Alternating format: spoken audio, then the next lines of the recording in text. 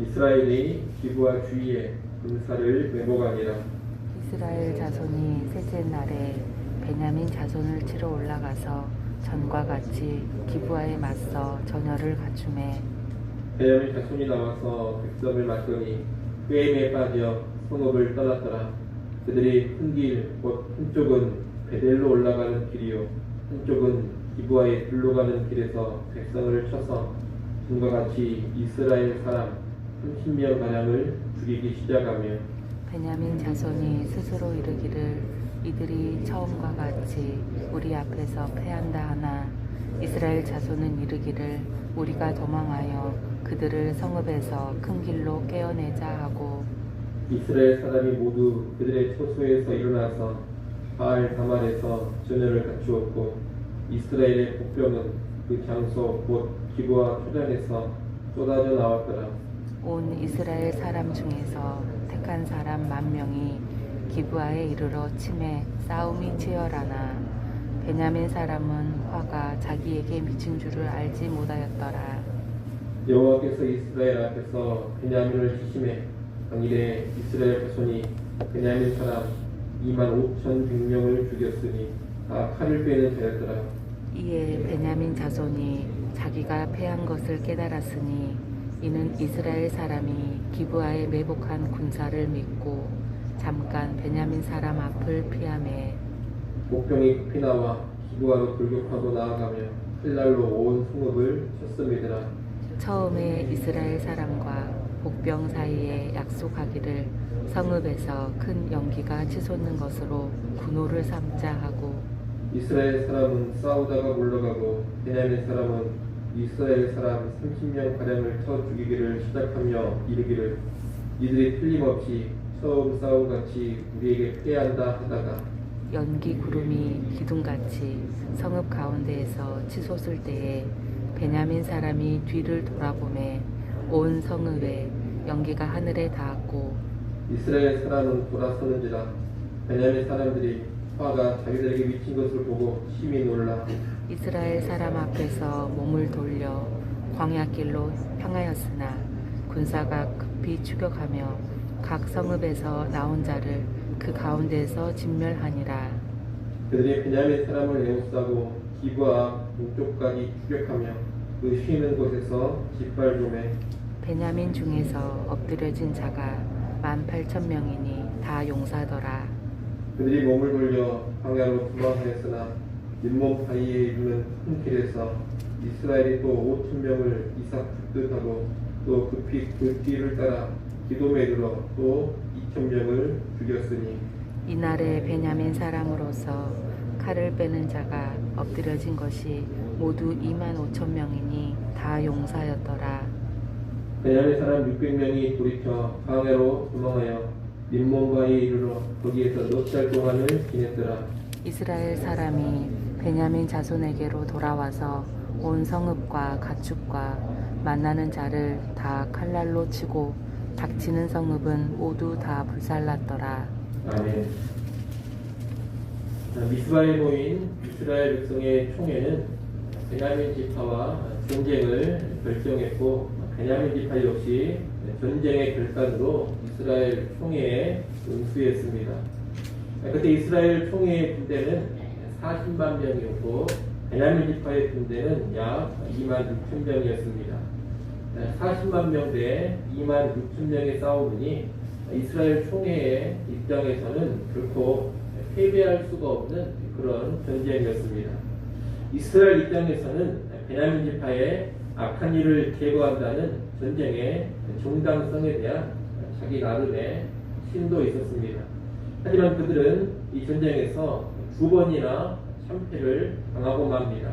그리고 이스라엘 총회는 이 2번의 패배를 거치면서 자신들의 잘못, 자신들의 문제를 깨닫게 됩니다.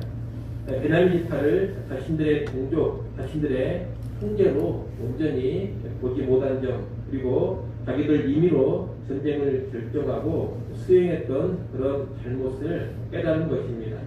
하나님께서는 이스라엘 총회의 잘못을 깨닫게 하시려고 충분히 이길 수 있는 전쟁이었음에도 불구하고 이스라엘 총회가 베냐민 지파에 두 번이나 연속 패배하게 하신 겁니다. 패배한 후에 이스라엘 총회는 자기들의 잘못을 깨닫고 하나님 앞에 자복하면서 우리가 어떻게 해야 하는지를 우선히 묻습니다. 그런 이스라엘 총회에게 하나님은 승리를 보장해 주시면서 세 번째 전투를 하게 하십니다. 오늘 우리가 읽은 본문은 그 세 번째 전투에서 이스라엘이 승리한 장면을 보여주고 있습니다.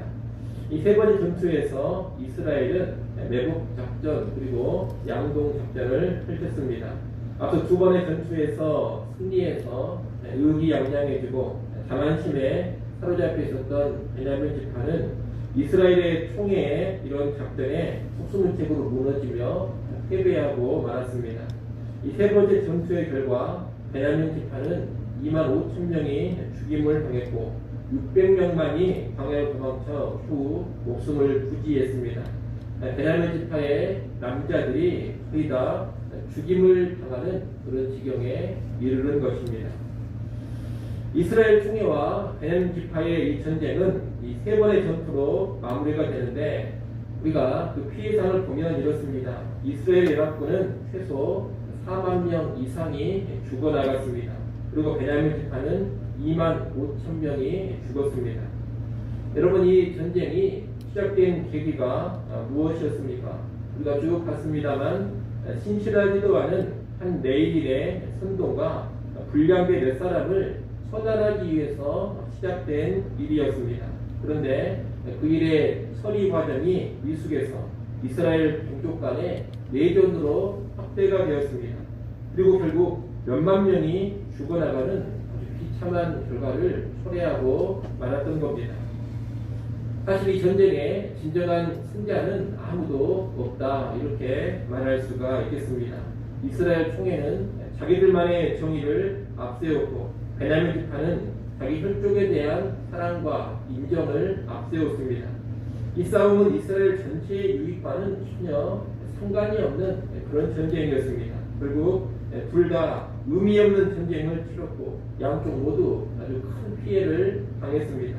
실상 둘 모두 패배자다, 그렇게 말할 수가 있겠습니다. 사실 이렇게까지 하지 않아도 될 일이었습니다. 하지만 결과적으로는 둘 모두 큰 상처만 입고 말았습니다. 참으로 가슴 아픈 전쟁이었던 겁니다. 그런데 안타까운 것은 오늘날 교회에서도 이와 유사한 일들이 벌어지곤 한다는 겁니다. 몇 사람이 연루된 작은 일로 처음에 처리만 잘했으면 큰 문제 없이 끝나버릴 교회의 일들이 걷잡을 수 없는 사태로 번지는 경우가 많이 있습니다. 분명 교회 안에 어떤 문제가 벌어지긴 했습니다. 어떤 죄의 문제, 악의 문제가 일어났습니다. 지도자의 문제일 수도 있고 성도의 문제일 수도 있습니다. 또는 이단의 침투로 인한 문제일 수도 있습니다. 그런데 그런 문제를 처리하는 과정에서 차분하게 총체적인 진실을 파악해가는 데 실패해버립니다. 한쪽에서는 자기 딴의 일방적인 정의만 부르짖고 또 한쪽에서는 편협한 애정과 사랑을 부르짖으면서 온전한 사건의 실체를 보지를 못합니다. 그런 과정에서 선동과 흥분이 나타나게 되고 개인적인 분노와 복수심, 또 섣부른 결정과 행동이 얽혀지면서 걷잡을 수 없는 혼란에 교회가 빠져 들어가는 겁니다. 그래서 교회가 결국 내전에 들어가 버립니다. 마귀와 싸워야 될 교회가 내부의 동료 그리스도인들끼리 서로 죽도록 싸우는 일이 벌어지는 겁니다. 서로를 적으로 규정하고 서로를 사탄으로 규정하면서 종족 간의 전쟁이 벌어지고 맙니다. 그 결과는 항상 파탄입니다. 양쪽 모두 큰 상처를 입고 끝납니다. 그리고 그런 과정을 거치면서 교회는 힘을 잃어버리고 영향력을 상실해버리고 주저앉아 버립니다. 여러분, 그런 교회가 지금 한둘이 아니라는 것을 알아야 됩니다.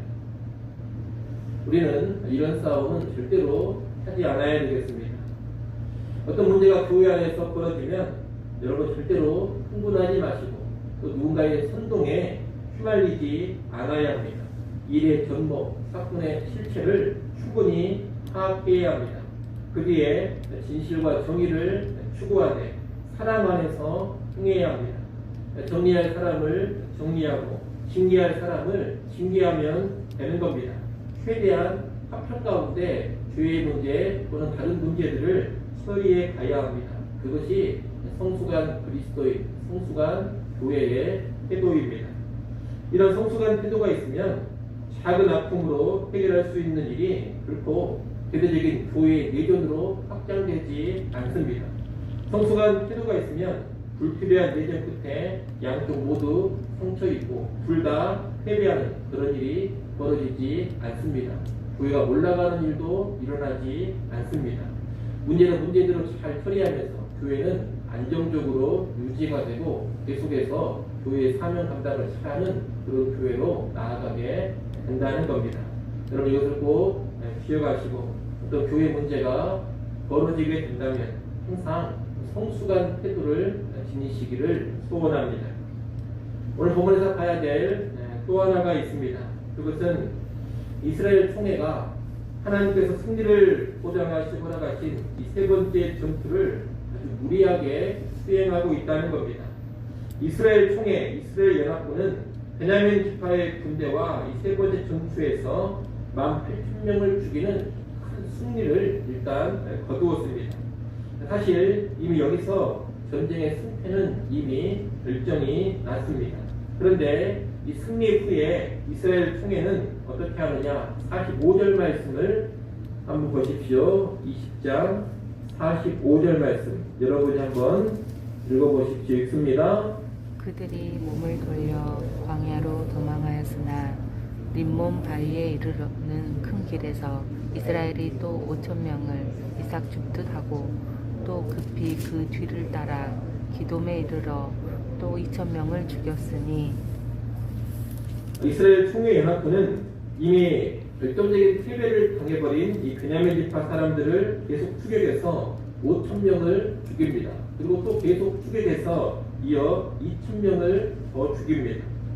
이삭 죽듯 했다 이런 표현이 나오는데 이삭 죽듯 했다라는 것은 저항할 기력이 전혀 없는 자들을 아주 수월하게 죽였다는 것을 의미합니다.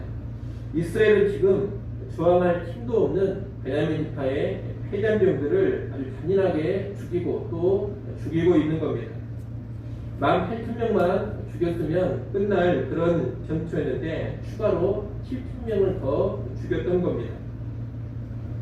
또 48절 말씀도 한번 읽어보십시오. 48절 읽습니다. 이스라엘 사람이 베냐민 자손에게로 돌아와서 온 성읍과 가축과 만나는 자를 다 칼날로 치고 닥치는 성읍은 모두 다 불살랐더라. 여기서는 이스라엘 연합군이 더 잔혹한 일을 행합니다. 이스라엘은 베냐민 지파에 속한 온 성읍을 다니면서 가축과 만난 자를 다 칼날로 치고 성읍들을 다 불태워 버렸습니다. 이것은 민간인에 대한 학살이면서 아주 잔혹한 복수입니다. 이렇게 군사들뿐만 아니라 민간인을 포함한 모든 사람과 가축까지 다 칼로 죽여버리고 성읍을 불태워버리는 것은 진멸하는 수준의 전쟁입니다. 하나님은 이런 진멸의 전쟁을 가나안 족속을 향해서만 명령을 하셨습니다. 그런데 이스라엘은 지금 자기 동족을 향한 전쟁에서 이런 진멸 전쟁으로 나아가고 있는 겁니다. 이것은 하나님의 뜻에 대한 아주 큰 거역이 아닐 수가 없습니다. 동족을 향해서 이렇게 진멸하는 수준으로까지 나아가면 결코 안 되는 일이었던 겁니다. 분명히 이스라엘 총회는 베냐민과 싸우라는 하나님의 명령과 승리의 보장을 받았습니다. 그렇기 때문에 이 전쟁을 수행하는 자체는 분명히 하나님의 뜻에 대한 순종입니다. 하지만 이 순종 가운데 이제 또 다른 악과 불순종이 튀어나오고 있는 겁니다. 얼마 전까지 이스라엘 총회는 베냐민 지파를 가리켜서 우리의 형제라 그렇게 부르고 전쟁에 앞서서 하나님의 뜻을 간절히 묻고 행했습니다. 나름 괜찮은 모습을 보여줬던 겁니다. 그러더니 또다시 전쟁에 들여져 승리하는 가운데 그릇된 방향으로 나가버린 겁니다. 동족의식이 다시 다 사라져버리고 베냐민 지파를 향해서 아주 잔인해져 버렸습니다. 그리고 하나님의 뜻을 이탈해 버렸습니다. 우리는 이 모습을 또한 경계해야 하겠습니다. 오늘 우리도 순종하면서 또 다른 불순종을 행할 수가 있습니다. 하나님의 뜻을 행하는 과정에서 다른 죄를 지을 수도 있는 겁니다. 여러분, 그렇게 되면 그런 순종은 온전한 순종이라고 말할 수가 없습니다. 우리는 순종하되 온전한 순종, 순전한 순종을 해야 합니다. 불순물이 없는 그런 정결한 순종이 되도록 해야 한다는 겁니다. 물론 우리는 연약해서 그러는 것이 쉽지는 않습니다. 하나님의 뜻을 행한다고 하면서도 그 안에 불순한 동기나 태도가 섞일 때가 있습니다.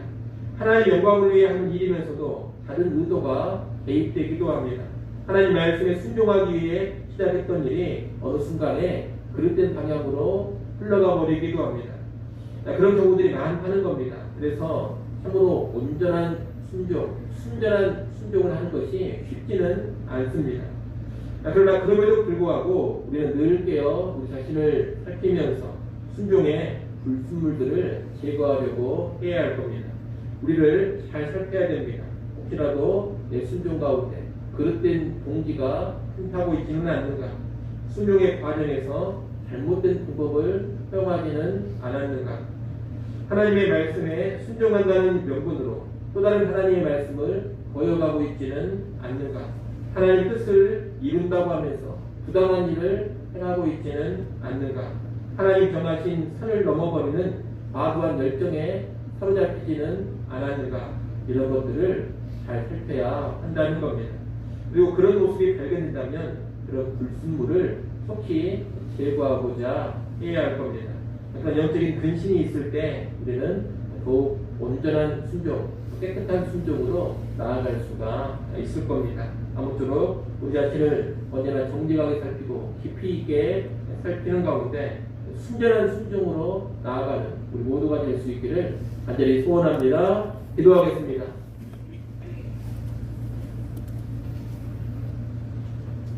하나님 아버지, 이스라엘 총회와 베냐민 지파 간에 아주 큰 내전이 일어나서 양측 모두 큰 피해를 입고 끝나버린 것을 보았습니다. 아버지 하나님, 오늘날도 교회 안에 내전이 일어나고 분열이 일어나면 둘 모두 패배자가 되어버린다는 것을 꼭 기억하게 하여 주시옵소서. 교회 안에 어떤 문제가 일어났을 때 결코 내전으로까지 분열로까지 나아가지 않게 하시고 지혜롭고 성숙한 태도로 그런 문제들을 잘 처리해 가게 하여 주시옵소서. 정의를 추구하되 결코 사랑을 잃어버리지 않게 하시고 하나님을 상실치 않게 하여 주시옵소서. 또 아버지 하나님, 우리의 순종이 언제나 순전한 순종, 온전한 순종 될 수 있기를 간절히 바라고 원합니다. 순종의 과정에서 또 다른 죄를 짓지 않게 하여 주시옵소서. 온전히 하나님의 뜻을 행하는 전적인 순종 꼭 이루어가게 하여 주시옵소서. 하나님, 이 시간도 주님 앞에 나와 기도할 수 있게 해주셔서 감사합니다. 다시금 하늘의 하나님을 바라보게 하시고 믿음으로 간절히 구하는 시간 되게 하여 주시옵소서. 기도의 제목 들으시고 한량없는 은혜를 허락하시며 귀한 도우심을 우리에게 허락하여 주시옵소서. 주일입니다. 모든 성도들 하나님 앞에 기쁨으로 나와 예배하게 하시고 영과 진리로 예배케 하여 주시옵소서. 오늘 우리 성도들의 예배를 통하여 하나님 영광을 받아주시고 예배하는 모든 성도들 하나님의 큰 은혜를 누리게 하여 주시옵소서. 모든 예배위원들을 주의 성령으로 충만하게 붙잡아 주시옵소서. 유치부, 초등부, 중고등부, 청년 모임에도 놀라운 은혜로 함께하여 주옵소서. 예수님의 이름으로 기도드리옵나이다. 아멘.